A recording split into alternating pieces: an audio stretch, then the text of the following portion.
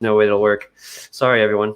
Yep. No worries. I mean, Thanks for hopefully your we'll get him as well. This should do it. Hi, everyone. Thanks for your patience. We are having a minor technical wazoo, but we're here today. Pleased to get into coaching for Quota. We're going to discuss how to turn these ad hoc one-on-ones into quota attainment. We have with us today the CEO and co-founder of Revenue Grid, Vlad Voskorensky. Justin Michael is here from the Salesborgs, and Jason Jordan as well, the author of Cracking the Sales Management Code. Gentlemen, we're excited to get into this, and hopefully we'll have Dr. Howard Dover shortly. Vlad, how are you doing today? Thanks much. Doing well. Thanks. Yeah, let's go ahead and kick off. And the main topic we want to discuss here. These are the kind of findings we have identified based on this very nice and deep report. We did a lot of surveying of companies of different size and came up with the summary, which is, by the way, downloadable from both our web resources. But we wanted to kind of discuss a little bit. Oh wow, that's good. From someone. Here we go. That's much better. Yeah. So we wanted to discuss the results of that benchmark report when it comes to quota attainment and coaching to quota attainment, if you would. Through the discussion today, we want to keep it as a round table, very open between all of the speakers, and I would enjoy, kind of a deep dive analysis into the figures we have been able to identify and what it really means, right? What those figures literally illustrate, and maybe some nice ideas or things to think of or consider for attendees of our webinar, what to try in their companies. With that, as I've said, I really would like to keep this conversation very, very open, and it's more like a round table.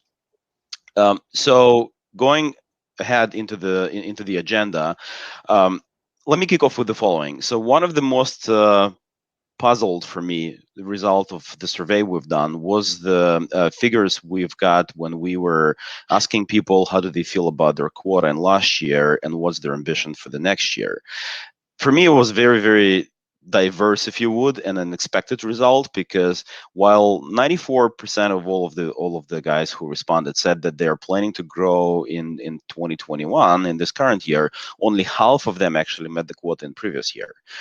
And where the puzzling comes for me, and I'll let you guys comment on that as well, is what is it? Is this still a belief that we're going to grow, or this is the mechanical, procedural aspects, like we know what we're going to fix and we know how we're going to be doing better in this upcoming year.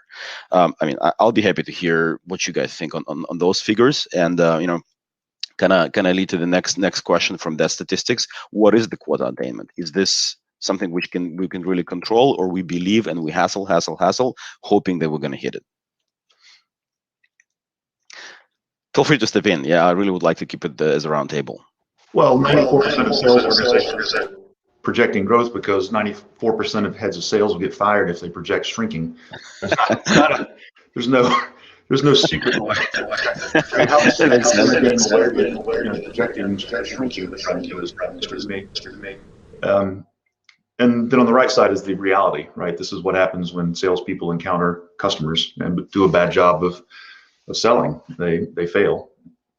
So not surprising, particularly given 2020, depending on what industries you're taking this information from. In some industries, I'd be surprised if 54% met their quota. Yeah, well, from that standpoint, definitely agreed. Here's the other figures which are not on the slide. Or on the slides, but they're in the report itself. So when we were comparing small orgs with large orgs, it's only 3% only of a small orgs which decreased their projections in 2021, while for the bigger and large companies, it's way more. It's like 5 times more. So around 15% of large companies are actually decreasing their appetite for growth. Still, they're planning growth. Anyway, anyone else would like to comment on that? I think it's pretty consistent over the years. I think Jason and I have probably seen a lot of these data points over the years, and I'm kind of with Jason. I think if you're a sales leader, you don't get to be a sales leader by saying, "Hey, I'm going to lead my organization to 54% quota attainment. You get that job by saying, I'm an optimist, I'm going to make this happen. And then, of course, reality hits. And so I think this is a pretty consistent figure. In fact, I'm also of the view that I think 54% seems a little high. Once again, we've got self-reporting going on here versus actual. I mean, if we went back in and took a look at the actual data, maybe we would see 54%. We might see less. I think I usually see a little less. I think the trend line has been below the 54, unless we're back up, but that doesn't make sense given the pandemic. Gotcha.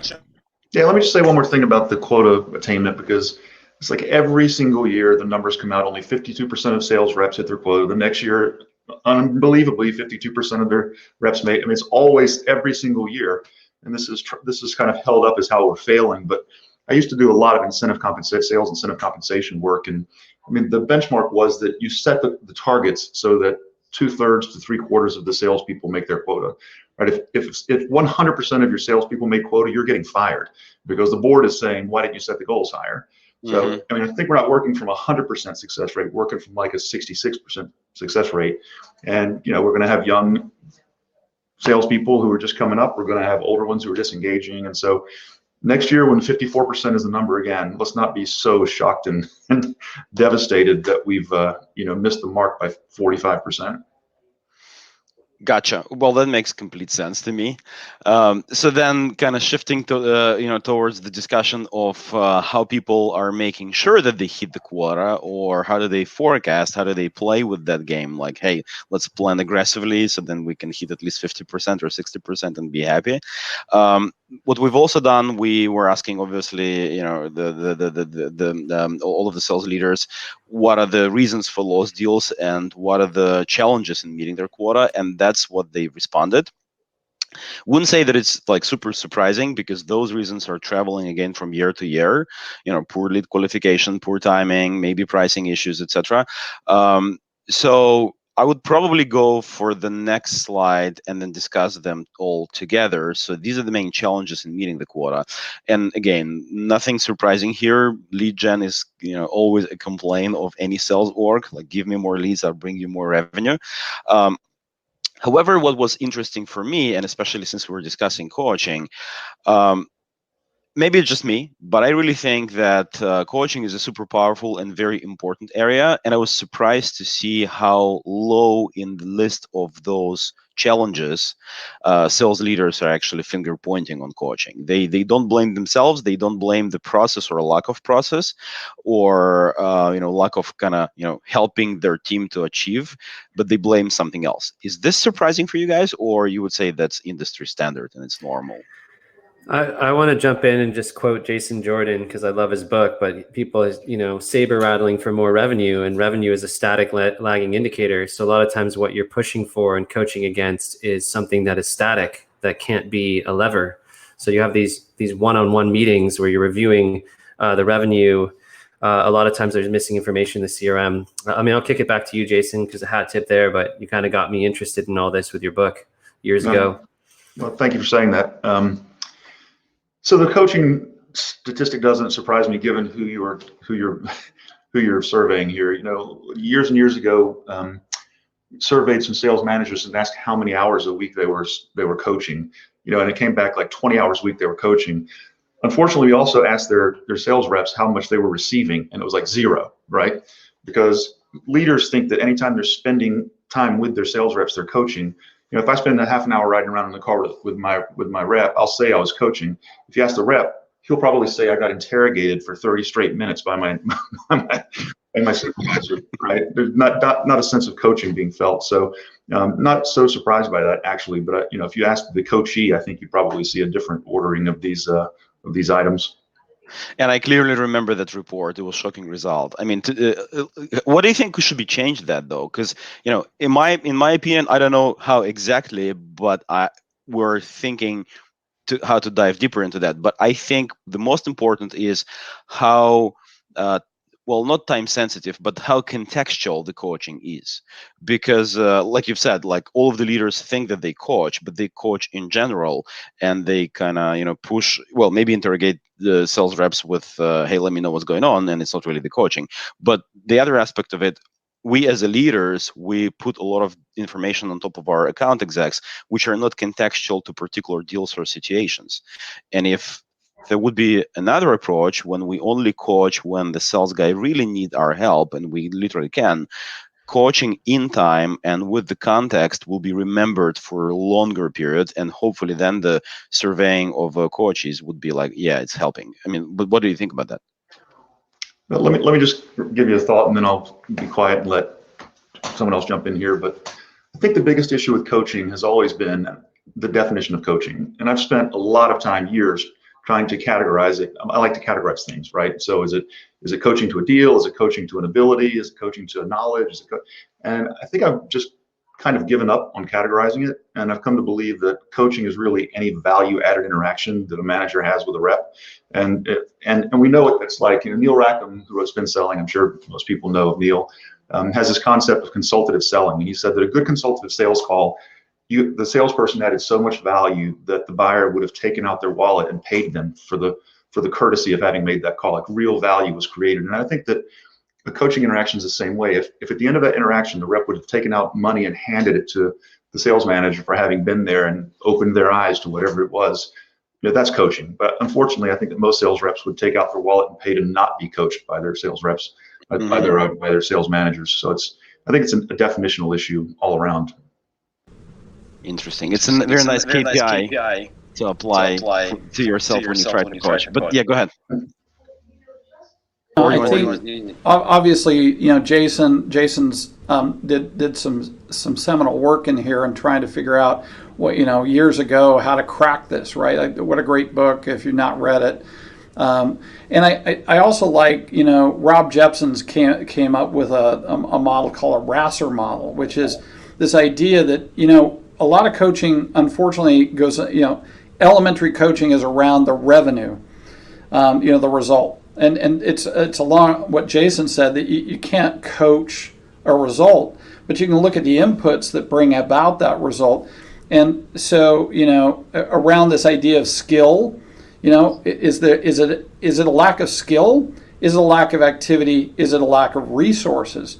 And so I think sometimes as we look at this, and this is where enablement kind of comes into play, and I think one of the things that your study actually showed, when you look at that big org versus small org, you're seeing the maturity of understanding why you have a quota attainment problem. The small groups are actually not mature enough to understand what the problem is.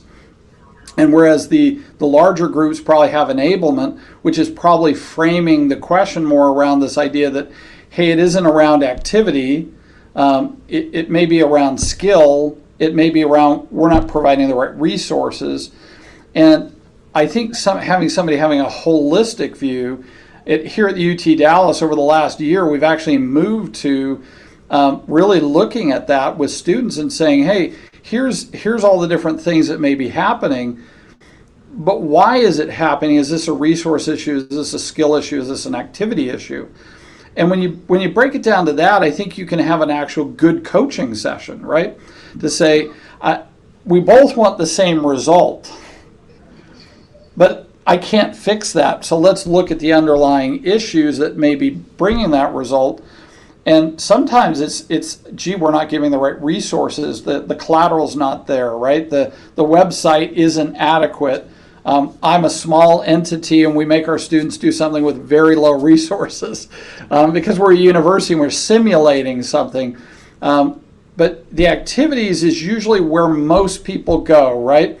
We want to push the more button because we can measure the more button. It gets a little tougher when we move into skill, because how do we measure skill quantitatively?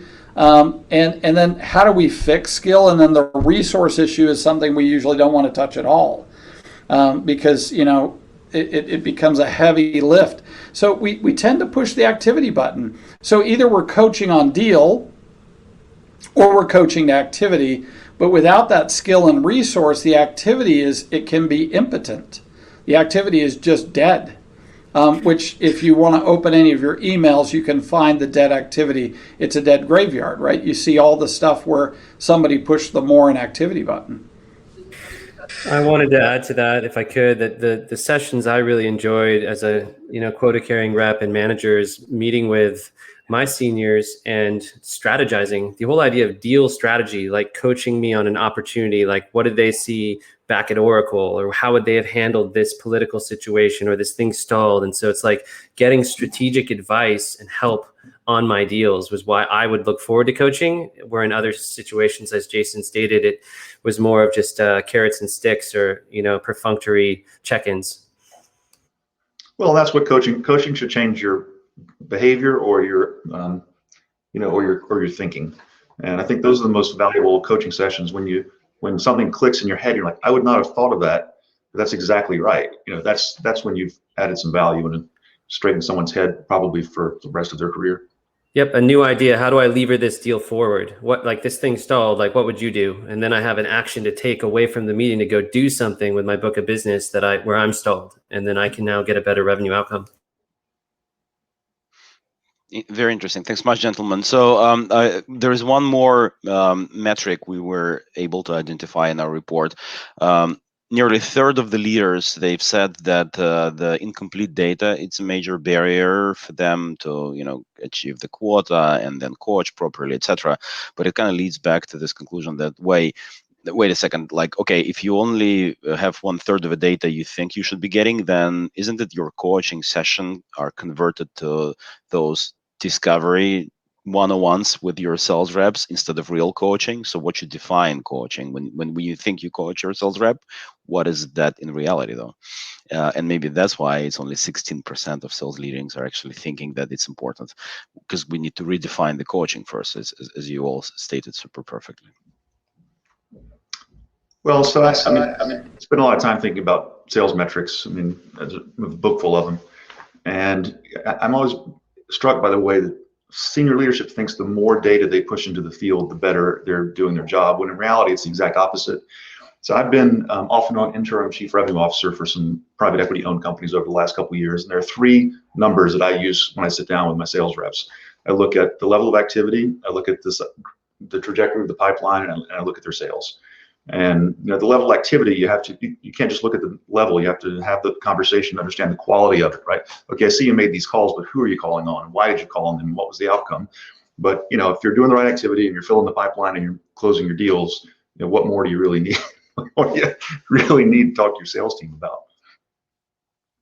Yeah, that's the whole another area of discussion. How do you measure those activities? Because I fully agree with you. The fact of interaction may mean nothing if you don't know the context of that interaction, and if you don't analyze the sense of interaction. And machine can help a lot, but it's human ability to understand, is it positive or negative? So sometimes even sentiment analysis of those conversations are not helping. But I completely agree with you. It all starts with the communications first. I mean, we're people. We get things done through communications first, and then everything sits on top of it.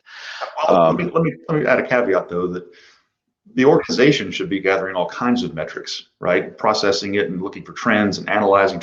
But when it comes to a coaching conversation, you can't use 15 metrics. It's just a sales rep's not going to react to that. So I'm not saying we shouldn't be collecting loads of data and cleaning it and analyzing it and using AI. I'm just saying when it comes to a one-on-one interaction, you need to keep it as simple as possible. So let me catch you right here. So then how do you think the coaching should be done? Because our survey shows that 95% of the sales leaders, they think, and they do that, that it should be one-on-one meeting, kind of an interview style. And that was the discovery from the survey. And I definitely wanted to discuss this and bring that topic. You kind of led us to that. So let me ask you a question then. How do you think the great coaching should be shaped and then KPI'd, measured? Well, I'll defer to the other folks first. Couple views here. One, a lot of the group pipeline reviews, there's just not enough time. You're going round the horn and you're listening to other deals. Now, if those deals are interactive and you're learning from the deals because they're similar, but the territories are different, like Europe versus Northeast, sometimes reps check out. Number 2, it's pretty cool if the manager has listened to Gong or Chorus and reviewed calls prior and can come to the table with insights. So there's prep from the rep and the manager. Number 3 is how few managers go look down inside at the sequences. go look down into the call recordings, go tactically all the way down. But for format 1-to-1, but informed, where there's preparation on both sides, we're just going through the motions and having a check-in. It's not that fruitful. I'm curious your thoughts, Dr. Dover. Well, I think the first thing I would say is I'm going to be academic-y on you. I don't like anything that's 95 or 97%. I immediately question the statistic. If we're getting a majority, and this isn't a majority, this is basically 100% census of people saying something's done, then we immediately have to ask ourselves that it becomes a meaningless statistic, right? It's a false concept. And so I think this comes back to, once again, we're asking managers. The challenge with survey data is that we're asking people to report what's happening. It's almost like we wish we could have a drone that actually stood above them and actually measured what's actually going down. Then we would actually know what's happening. And so I think everybody's reporting, yes, I do one-on-one sessions and that's how I do my coaching. But I think the rest of this is really kind of interesting to say, okay, what's in there, right? Insights from the CRM. This is where Jason's talking about, oh my goodness, that could be great or it could be horrible, right? I mean, if I'm metricing them to death, I think trying to understand where are the key components, right? With each of the people, is it trying to help on a deal? Is it trying to help understand a couple of key metrics and really identify this person to be, to grow and develop as an individual? Because I think at the end of the day, one of the things we do know that I don't know that was captured by the study, but I have both anecdotal evidence and we've got data in the field that, you get a bad manager and that's the reason you leave a company. Mm-hmm. You have great leaders. I can't tell you how many times I get a call from one of our alumni. They're crushing their quota 100%, 200%, 300%, sometimes even 800-900% of their quota. Get a new manager, they're leaving the company. They call me up first and say, what do I do? I'm absolutely killing it, and my manager has come in and they gave me a one-on-one session and said they're going to fire me if I don't do what I know would be horrible and would bring me down to 50% of my quota. I'm doing what I know works because I've been trained as a modern salesperson, but my manager isn't a modern person and they want to push metrics on me. Even though my results are one of the best in the team, and they literally are told they're going to be written up, they're going to be fired if they don't revert backwards instead of staying forward. So, managers matter. Managers are huge. Frontline sales managers, they either make or break the sales org. It retains your talent, it drives your revenue, I've had enough conversations with a lot of Fortune 500 companies with executives that would never answer a survey this honestly, who say this is the blind spot. Mm-hmm. They don't adequately invest in the training of these people in sales. They have leadership development programs, but they don't have sales manager training curriculums. Most organizations, it's a blind spot.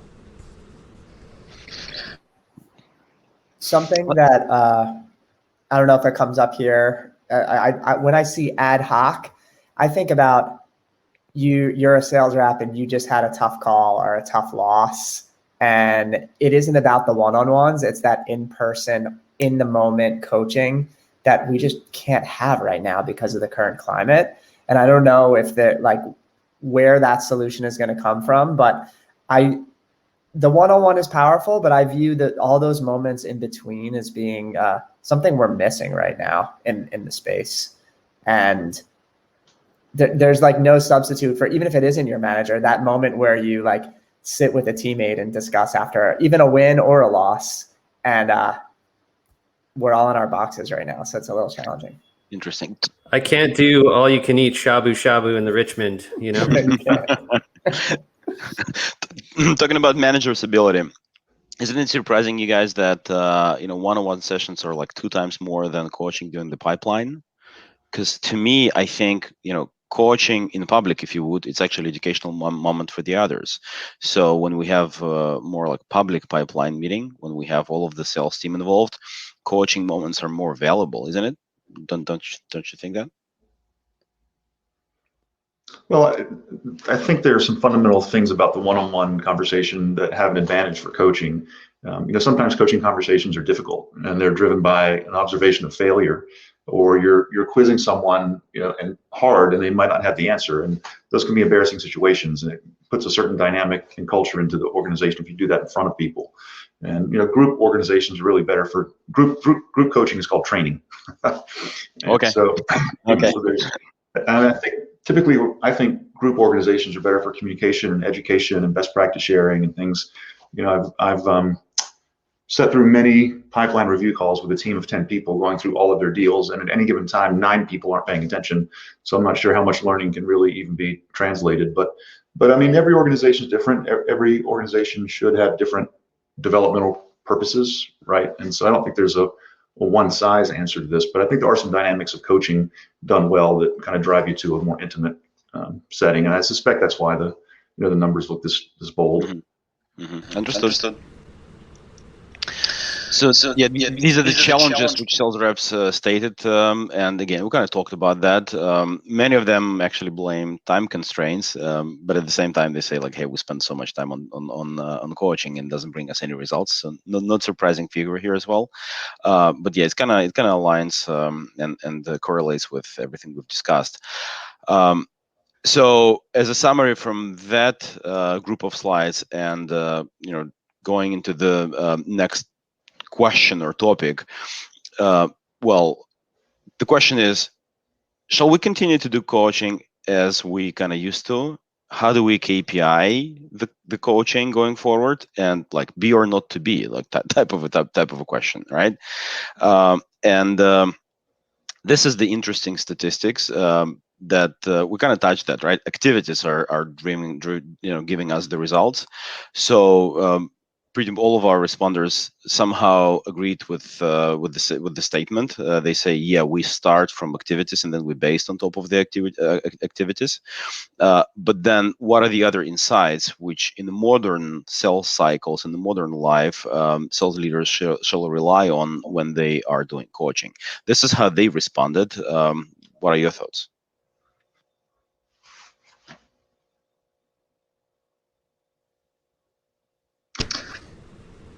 So I'm going to go with, we just transformed everybody into inside sales over the last year. So with that, the question then becomes, if we had Zoom meetings everywhere, the degree to which companies, I think conversation intelligence moved from a nice to have to an essential to have in a COVID world. So the degree to which the company has turned on voice to text, transcription, and the ability to aggregate that data and then develop it, I think we've really moved into a spot where, to be honest with you, poor managers have now got a data explosion on their hands. They have more data than they've ever had. One of the worst experiences of my life as a sales leader, I know I teach sales, but I have the worst sales job in the world, in that I train and onboard 30 to 60 students a semester, and then they leave me and go work for industry, and I have to do it over again. So I never get the results of my own labor. And the first time we turned on conversation intelligence, I said, oh my gosh, I suck at my job. Because I finally heard what everybody was saying. And I just went, wow, it's really bad. It's just, because right, like all trainers, right? You think you've trained and you've made impact, and you just walk away and you see that little blip, or you coach, right? You see something, but you're trying to reinforce what you think happened. But now if you have conversation intelligence, whether it's a gong or a chorus or exec vision, whatever it may be, you now have data. To be honest with you, I feel for the operations people. I feel for the data people right now. I feel for the managers and the executives and the sales enablement people, because it's not like we know how to analyze all that. We just got, it's what Jason talked about. Managers now have a boatload of data to walk into a room with. And I don't know, we didn't train them on how to do this before. Now we just gave them a boatload of data that's contextual, not easy to develop the takeaways. And yet I think it's also an exciting moment to get clarity and transparency on what's actually happening. And when I've been able to turn that on, now I find it a beautiful thing, because I can walk into my classroom 2 weeks into the semester and go, hey, you know what? Discovery calls are not 90% of you talking. But before, I didn't know that was happening. Does that make sense? I mean, if you don't know what's happening, you think it's okay. And that comes back to this concept of skill versus activity. With things like conversation intelligence and some of the sales engagement platforms, we now have more observational data available to us on the motions that are occurring. I think our challenge may be that while I think these skills, the ability to analyze the boatload of data that's just come to us is really in its infancy. But I think we're in a very great place where soon we're going to develop the intelligence around how to shape skills, and that will influence our coaching, and it'll give more robust coaching, actually. So Howard, if I hear it correctly, what you're saying is that, those bullets in the survey for that particular slide, we actually made them wrong, because they're very high level and very traditional, if you would. It's like, those reasons which are traditional in sales, how we can, do better to sell more, prioritize better, use better content, define better next step, or define next steps better. But what you're saying is that, whoa, stop for a second, analyze the conversations and how exactly your team is selling. And maybe if you look deeper, and you will understand that you not yet to the level of your sales team is not yet at the level you want them to be, and you need to kind of step down and coach them on how to deploy the message and articulate the value, and then only you will think about those traditional metrics. Is that what you're saying? I think the way I look at it, there's a lot of components, but for my simplification and sometimes the way I discuss it, there's two big challenges we have today. Number one is message delivery. Message delivery is harder than it's ever been, and it's getting harder every year because of sales engagement platforms and the automation and augmentation of message explosion, where we're causing just this wasteland of bad messaging that's going out all over the place. So message delivery is a challenge, right? Then we have the second piece, which is, I'm assuming it's not transactional. If we're in transactional, everything I'm saying is worthless. But if we're in a complex space where it's going to take a little bit of time to buy, that buying process has become extremely complicated. And so what's going on in that meeting that now is on Zoom that we can actually listen to with AI tools gives us a collective voice of the customer. It gives us a collective A/B testing on, hey, Johnny said this, and what happened. And we get to learn from each other in some very fascinating ways. So I think we're just in a very new world. And so how do you coach in that world? First off, we weren't doing it well to begin with, as Jason pointed out, right? People were just being attacked. So the danger is that we actually use the conversation intelligence to attack. Hey, you should never say that on a call, versus, hey, let's identify that deal got stuck, but let's go back and take a look at maybe what happened and how we can build the skill, because that's going to happen again. I think it gives us more context, but I don't know that we prepared our managers to think about any of this because the data explosion just happened. Justin, Jason, so see, like 87% of sales leaders say they can correlate the activity. So they literally say is that, we know what's going on, and we can clearly see how those activities influence odds of winning or losing. But what we were just discussing for the last 5 minutes is like, we have to reconsider that. We have to look closer. We have to look under the hood, if you would. And the definition of activity should be not reinvented, but we should think differently about the activity and look into the sense of that activity rather than the fact of the activity. But yeah, any comments from your end here? I would just say Peter Drucker, right? What gets measured gets managed. It's very hard to manage remotely without the information. So yes, conversational intelligence is now table stakes, and it's not an interrogation or investigation. We still have to be great, servant leaders, and the Oreo cookie, right? Give people praise and validation of what they're doing right, and couch that in with some critique and ways to help them meaningfully improve.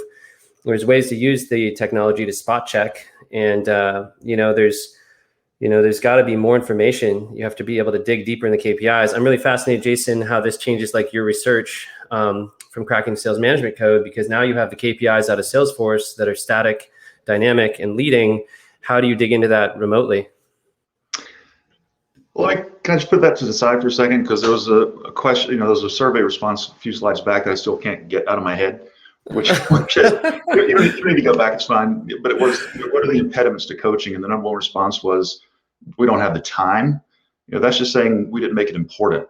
Like, that's the stupidest, most damning thing you could ever say. We didn't coach because we don't have time. Because let's break this down. Is any more time coming? No. Didn't have time for it this week. We didn't have time for it next week. So we have one of two options. We can either say this just isn't going to happen because it's not important, or we can say this is more important than forecasting. We're going to have to actually make this happen. I mean, it's just the most absurd thing to say we don't have time for coaching. It's just saying, screw coaching. I mean, I can't. Jason, is that because we really see sales management as the stepping stone to executive leadership? So it's maybe a stop on the road to my dreams of grandeur, and maybe we don't value that moment because it's so critical, and yet, aren't they maybe looking beyond and saying, hey, I want the next move? Because I think you're right. They're not making the time. This is a little bit. It seems like it's kind of structural in nature, that it's not going to get solved because it's so structural. I'm going to be a little cynical here, if you'll indulge me. And I think that if you just take a snapshot in sales leadership's mind of what their sales managers should be doing, it's having weekly pipeline reviews. It's making sure the forecast is in on time. It's making sure that they're riding herd so the sales team is working as hard as they possibly can. I mean, we can sit down and talk with sales leadership about what they think the role of sales managers are, but if those things aren't happening, you're going to get fired. And so I think it comes back to a definition. I mean, I'd like to think that sales managers are aspirational to get to sales leadership, but I think they're mostly just trying to stop their hair from burning. And I think the anxiety and urgency that we put into the sales team on purpose is counterproductive at certainly the first two levels, the salespeople and sales managers. So maybe, but I think, if I haven't done this in a while, I should. If I pulled off Indeed a bunch of sales manager job descriptions, it'd be interesting to see, what's really there.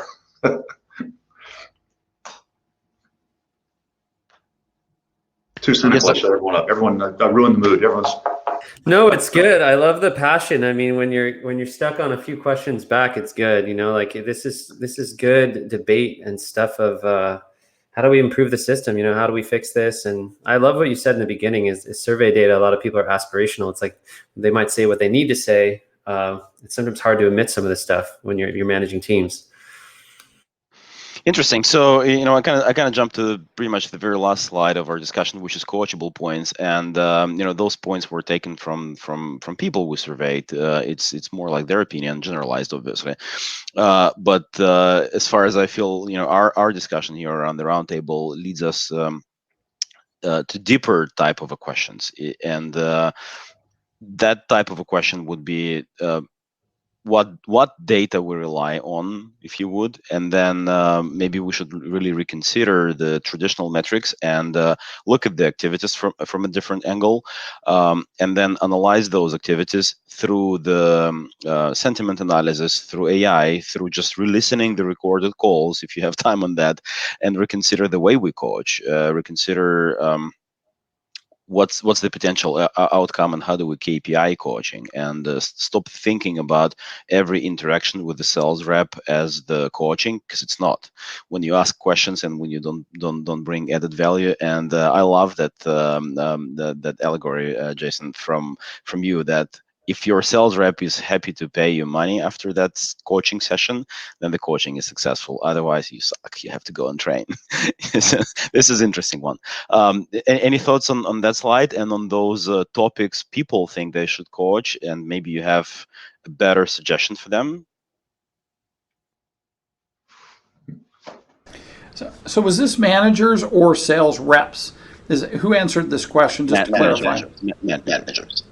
So this is fascinating to me because most of it is related to prospecting. It seems to me that most managers feel that their goal is to get prospecting done, which is very fascinating. It does make me wonder the degree to which the field is being sassified, and the SDR explosion tends to be. And so this seems a little bit weighted on the SDR side of the fence and maybe the SaaS model. Because I'm not sure that it would be the same in, some of the long cycle processes, that this would be what you'd be worried about coaching. So I think that'd be the first context. What's my next step is an interesting one, which leads more to this idea of a long cycle or a more complex sell. But everything else seems to be more related to SDR work. So that's my first observation. Well, when I first saw this slide, I agree with it. I mean, these are questions that the salesperson needs to understand, or they can't effectively do the job. But I've been doing more coaching than I traditionally have, and I spent decades basically, training people and coaching people to coach, but not actually doing it myself. And for the last couple of years, I've actually been coaching a lot of salespeople, and I've come to believe that a lot of the value a coach can bring is actually not even inside the coaching session. Because I think the most important thing for a manager to understand, and it's rep by rep, is what's holding this person back.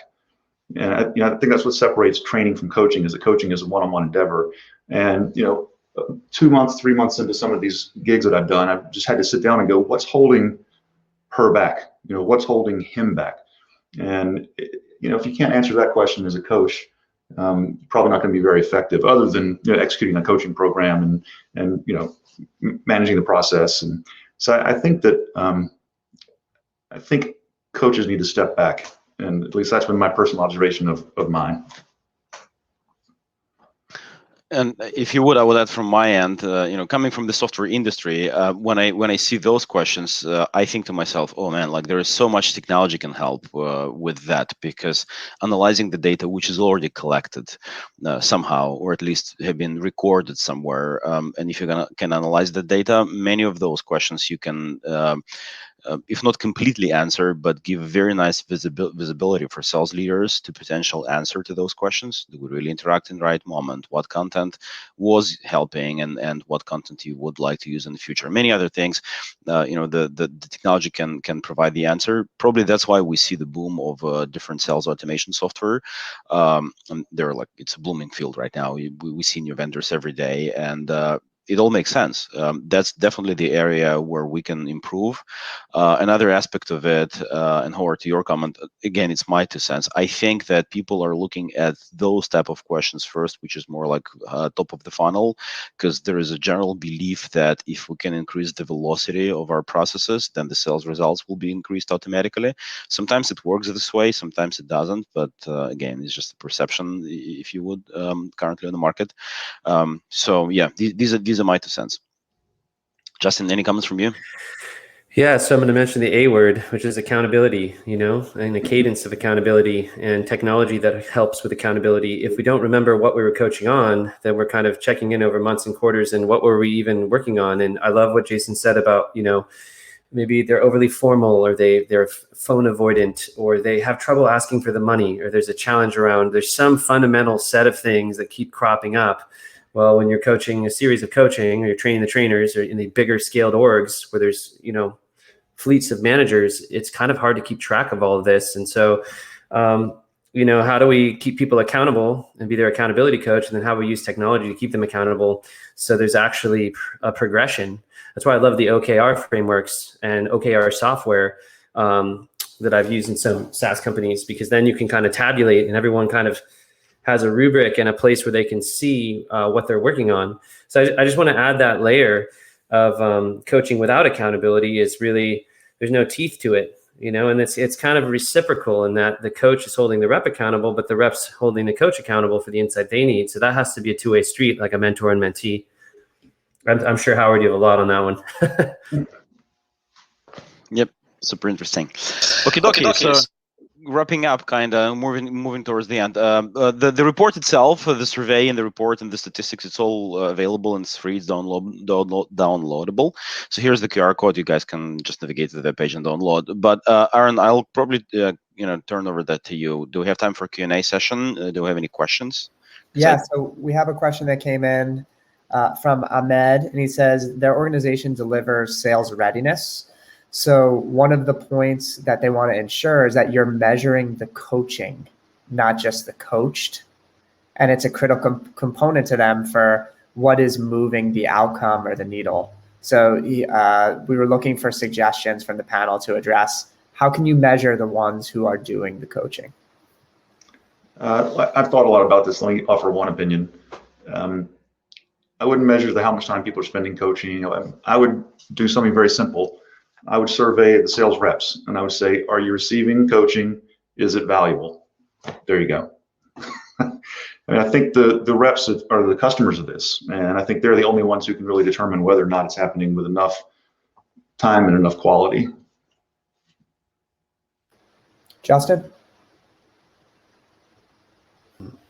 Yeah, so I think there just needs to be different measurements for coaching that are data-driven, and where we take maybe emotion out of it. So I'm really curious how technology can bring that. So I'm asking a question, but I'm just calling for more technology to organize us. I mean, there's a whole Dunbar number that the brain can't hold more than 150 units and nodes at a time. It's just really hard to stay organized with the coaching. So that's I think where technology can help us. But it's a people business, and it's a very emotional and intimate thing, helping a person become excellent and trust in you to become better. So yeah, I know Howard, Dr. Dover does a lot of mentoring and coaching. Are you seeing new technologies helping you do this? Are we making progress? Well, I think things like I've been deploying Xvoyant for a while, so it allows me to. So that's a coaching technology, and we found that to be pretty productive. But once again, I'm going to come back to this concept of conversation intelligence, this idea that, and back to Jason's, early, right, in the cracking the code, you identify those levers you can pull, and there tends to be activity driven. I don't think Jason said this, but I think people deploy this, that we tend to be activity heavy. And so to me, what I see organizationally is what I like to call the no-do loop. As we get more data and we know more, we feel like we should go do more. And because we get more technology and more data, we feel like we should do more. And by the way, this no-do loop is not sustainable. And so that's one of our problems, is we're getting a data explosion, which then feels like we should do, right? It's the no-do loop, the no-do. And it's driving people crazy. There's a mental health crisis that we're experiencing across the world and in our sales orgs because this is not sustainable. So we kind of have to break away from it and say, wait a minute, what are we trying to become? What are we trying to be? What do we need salespeople to be? And that, I think that takes a higher level thinking. And I don't know, once again, because we're stuck in a no-do culture, this is a really tough move. But those organizations that are around, how do you want to become? what's the culture I need to develop? They're seeing exponential performance differentials. Sacramento Kings, I got up in Vegas before the pandemic and presented this, and he called me up and said, I'm so glad you told me I can remove all activities. I said, I didn't say that in my keynote. He did not say remove all activities. He said, but we did. He said, and our performance went through the roof because we focused on what we wanted our people to be, not what we wanted them to do. So I love that. And I think it's thinking on as well, like, how do we make a manager a better coach? Like, if there's one thing that you could each do that would help your manager become a better coach, what would it be? I would also add, Aaron, that if we will go back to those questions, like expectation from coaching, or those questions which I'm expecting to get the answer, software can help a lot. And I would really encourage everyone to look closer on different kind of sales automation software, which can hopefully give you the answer to those questions before you even start your coaching session. If you think your coaching session, majority of it is more like discovery of the data and then coaching, then make sure that you do that discovery as much automated as possible, because modern software can do that for sure. And then obviously leave the time which you have to spend on something which can only human being do. Hey, Vlad, can I challenge you slightly? Yep. So if my process sucks and then I add technology to it, I just automated suck. I just amplified suck. And that's probably from my friend Jill Rowley, who is retired now. I love that line when Jill used to say, you know, the challenge is if the underlying process sucks and then we automate and we augment it, we just made it worse. And so I agree with you. By the way, the flip side is true as well, right? If I have an amazing process and I've got a great system and then I deploy technology, we just amplified greatness. So that's our challenge. I can't tell you how many companies I see that automate suck and amplify suck. It's so hard to watch them go through that journey. When I get the phone call, it's like, well, of course, you didn't solve the problem by turning on the technology. It's about culture first and then amplification. So, thanks much for that question, though, because I'll try not to switch into the salesy mode right here, but I completely agree with you. There is no need to automate which doesn't work. That's why, Revenue Grid, we are in the guided selling area. We are considered one of the leaders in the guided selling. And for us, the understanding of a guided selling concept is the following. First of all, you understand what's going on. There is no need to automate to scale, but there is a need to understand first. And then, compare what makes your sales champion a champion, what makes your sales guy the best, what type of activities, or maybe his day schedule, or maybe the way he communicates. If you use the conversational analysis, and you can get that, or maybe the content he's using, or maybe whatever. So understand first. Then, if you have a right guided selling platform in place, you may try your ideas. You may, try to shift this, try to apply this, and see how it works again through the automated signals which are being brought back to you by the software. Okay, we've tried that pitch, and the response rate went up, or something else. And only then, when you think you identify that formal or informal playbook which you think helps you to scale, only then you apply the software traditionally, as we understand that, to automate the repeatable things. So for me, this is the principle of a guided selling journey. Identify, try and fail, and then scale, not vice versa. And yeah, I'm happy to kind of jump on the demo and explain about the guided selling and everything, but I think this is the very nice drift, and that's, for me, the best outcome of the webinar, the question in the end.